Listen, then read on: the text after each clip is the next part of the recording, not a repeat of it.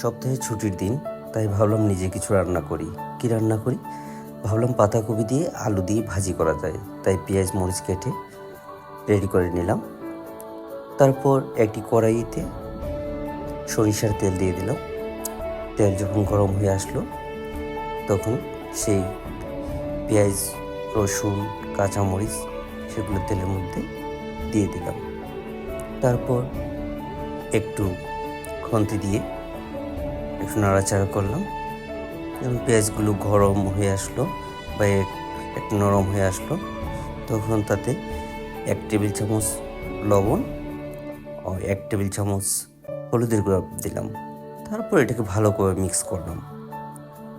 ভালো করে মিক্স করে আগে থেকে কেটে রাখা আলু আর পাতাকপিগুলো ভালো করে কড়াইতে দিয়ে দিলাম সবগুলো। এবং এখানে অনেকটা পানি ছিল, তাই আস্তে আস্তে দিয়েছি যাতে পানিটা কড়াইতে না পড়ে। দেওয়ার পর খুন্তি দিয়ে আবার সবগুলোকে ভালো করে মিক্স করতে শুরু করলাম। যখন দেখলাম যে সবগুলো ভালো করে মিক্স হয়ে গেছে, তখন আমরা একটা পাতিলটাকে ঢেকে দিলাম।